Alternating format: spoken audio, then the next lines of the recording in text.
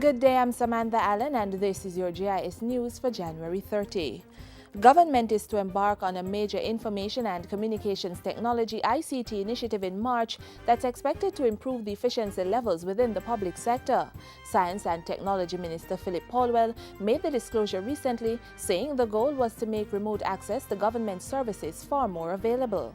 We want to get you to start to process your transactions from your lab here, from your home, or wherever you are. It is going to make government far more efficient and less costly.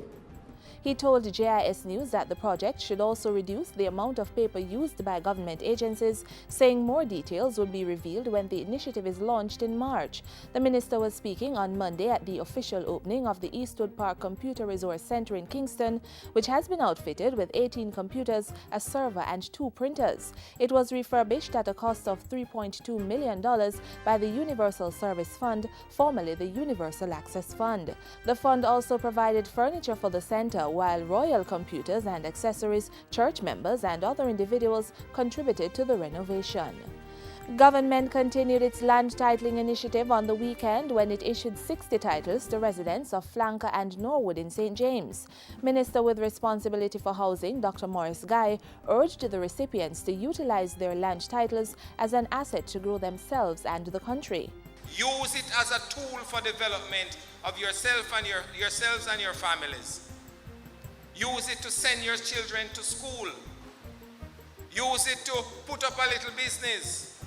Use it to buy a car or a taxi and put it on the road. But I'm telling you, I'm the same minister who is going to take it off if you run it illegally.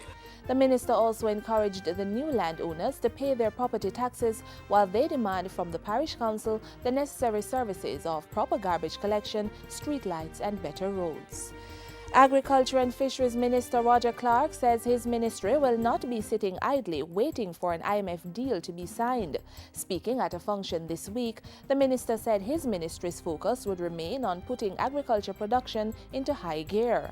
As for me and this sector, the agricultural sector, we're not going to wait. We are going to get out there and produce, to feed ourselves, to export, and to make sure that that $1 billion import bill for food in this country is cut down to a manageable level. Meanwhile, 65 cocoa farmers from Clarendon and St. Mary have received training to enhance productivity. The farmers who took part in the Jamaica Rural Economy and Ecosystems Adapting to Climate Change JA REACH project were trained in cocoa crop husbandry, propagation methodologies, post-harvest handling and business management. At a certification function this week, Agriculture Minister Roger Clark congratulated the farmers on their achievement and encouraged sustainability through training. You are not going to just keep that talent under the bed. You are going to bring other farmers into the fold to show them exactly what to do. You are the new extension officers going out there to really lift production and productivity in this country. JA REACH is jointly implemented by the Agriculture Ministry, RADA, and the United States Agency for International Development, USAID. The training was done at the Cocoa Farmer Field School.